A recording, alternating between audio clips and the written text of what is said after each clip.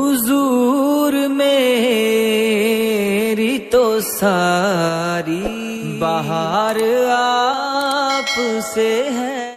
جو کچھ فلسطین میں ہو رہا ہے، شام میں جو کچھ ہو رہا ہے، اور اب جو کچھ کشمیر میں ہو رہا ہے، امت لہو لہو ہے، اور 56-57 اسلامی ملکوں کے حکمران ہیں کہاں؟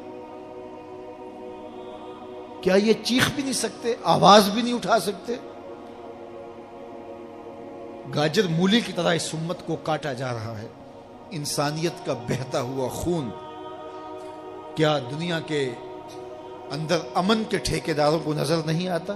کشمیر کے اندر 1 لاکھ سے زائد لوگ شہید ہو گئے ان 17 سالوں میں، 90,000 بچے یتیم ہو گئے، 23,000 سے زائد خواتین بیوہ ہو گئی۔ وہ وادی جنت نگاہ انگاروں میں لپٹی ہے، ڈل جھیل کے پانی پر لاشیں تیر رہی ہیں۔ وہ چناروں کی سرزمین آج خون سے لالہ زار بنی ہوئی ہے۔ کیا پوری دنیا نابینا ہے؟ اس کی آنکھیں نہیں ہیں؟ کہاں ہے اقوام متحدہ؟ کہاں ہے امن کے ٹھیکیدار؟ کہاں انسانیت کے حقوق کی بات کرنے والے؟ کہاں انسانی تقدس کی کہانی کا نغمہ چھیڑنے والے؟ جو بلیوں اور کتوں کے حقوق پر تنظیمیں بنائے، ان کے حقوق کی بات کرتے ہیں، آج انسانیت کا یہ لٹتا ہوا قافلہ انہیں کیوں دکھائی نہیں دیتا؟ وہ کیوں نابینا ہو گئے؟ ہم سے غلطی ہوئی کہ ہم ٹکڑوں میں بٹ گئے، ہم گروہوں میں بٹ گئے، اور اس کا نتیجہ کیا ہے؟ آج پوری امت زخم زخم ہے، پوری امت لہو لہو ہے۔ کہا تمہاری ہوا اکھڑ جائے گی اگر تم نے اللہ کی رسی کو چھوڑ دیا، تم نے رسول کے دامن کو ترک کر دیا، تم گروہی تقسیمات پہ یقین رکھنے لگے، تم نے 1.5 اینٹ کی مسجد کھڑی کر لی، تم تقسیم در تقسیم کے عمل سے گزرتے رہے، تم امت سے فرقہ، فرقوں سے جماعتیں، جماعتوں سے لابیاں، اور لڑکتے لڑکتے تم ٹکڑے ٹکڑے ہو گئے، تم کرچی کرچی ہو گئے۔ وَكَذَلِكَ جَعَلْنَاكُمْ أُمَّةً، ہم نے تو امت بنایا تھا تمہیں، تم نے اپنے آپ کو بانٹ لیا، تم ایک دوسرے کا گریبان نوچنے لگے، تم ایک دوسرے کے جبے پھاڑنے لگے، تم ایک دوسرے کے لیے نفرتوں کے بیج بونے لگے، تمہاری زبانیں انگارے اگلنے لگی، تم ممبر و محراب کے تقدس کو پامال کرنے لگے، تم خواہشات کے غلام بن گئے، تم آرزوؤں کے نوکر بن گئے، تم اپنے نفس کی غلامی میں آ گئے۔ تم تو غلام تھے آمنہ کے لال کے، تم نے کب سے نفس کی غلامی اختیار کر لی، تم کب سے خواہش کے نوکر بن گئے، تم کب سے نفس کے بندے بن گئے۔ تم نے امت بننا ہے، تم نے رسول اللہ کا غلام بننا ہے۔ تمہارا لب و لہجہ بتائے ہم حضور کی امتی ہیں، تمہارا طرز زندگی بتائے تم حضور کی امتی ہو۔ تم ترازو پہ کچھ تول رہے ہو تو لوگ دوسری طرف بھی منہ کر کے کھڑے ہو جائیں، یہ غلط نہیں تول سکتا، یہ امت رسول ہے۔ تم بول رہے ہو، لوگوں کو یقین ہو کہ یہ جھوٹ نہیں بول سکتا، یہ رسول اللہ کا امتی ہے۔ تمہاری وحدت، تمہارا زور ہے، تمہاری طاقت ہے، تمہاری توانائی ہے۔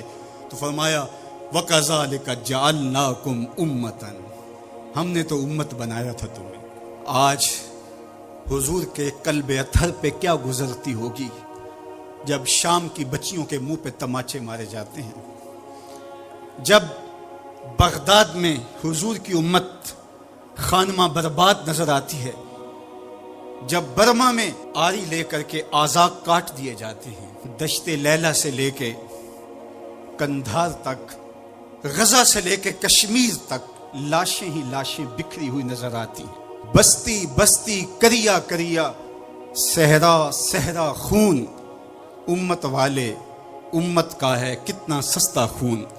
شام، قدس، کشمیر اور برما، کس کس کا احوال کہوں، ہر سو زخمی، ہر سو لاشیں، ہر سو بہتا خون، امت والے امت کا ہے کتنا سستا خون۔ آج امت لہو لہو ہے، اس پوری کائنات میں 1 انچ بھی جگہ ایسی نہیں ہے جہاں آتش و آہن برستا ہو اور وہ کفار کی سرزمین ہو۔ جہاں بھی خون بہتا ہے وہ بستی مسلمانوں کی ہے، جہاں لاشیں گرتے ہیں وہ گھر مسلمانوں کا ہے، جہاں عصمتیں لٹتی ہیں وہ خطہ مسلمانوں کا ہے۔ یہ ہمارے گناہوں کی سزا ہے جو ہم کاٹنے پہ مجبور ہیں، اور جب تک ہم امت نہیں بنتے تب تک رسوائیاں ہمارا مقدر ہوں گی۔ قوت عشق سے جب دہر میں اجالا نہیں ہوتا تو پستیوں کو بلندیوں سے بدلنے کا کرینہ آپ نہیں سیکھ سکتے۔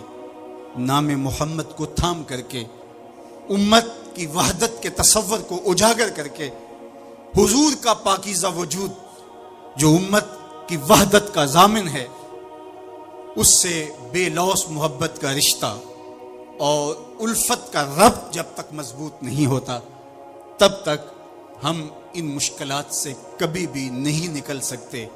ہزار فلسفے تراش لیں، ہزار منطقیں بگھار لیں، لیکن کوئی نتیجہ نہیں ہوگا۔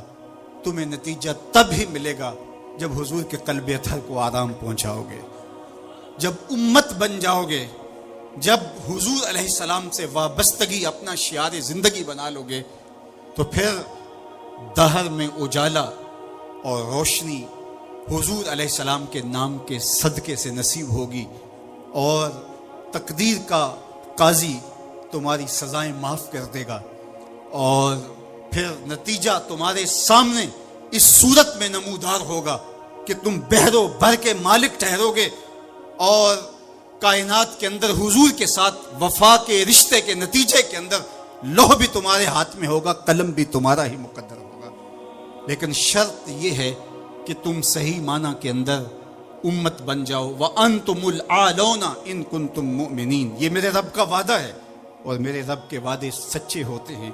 کہا تم ان کے بن کے تو دیکھو، عزت کا تاج میں تمہارے سر پہ رکھوں گا۔ اور افسوس تو یہ ہے کہ 56-57 اسلامی ملکوں کے حکمران بے حس ہو گئے، انہیں کچھ دکھائی نہیں دے رہا۔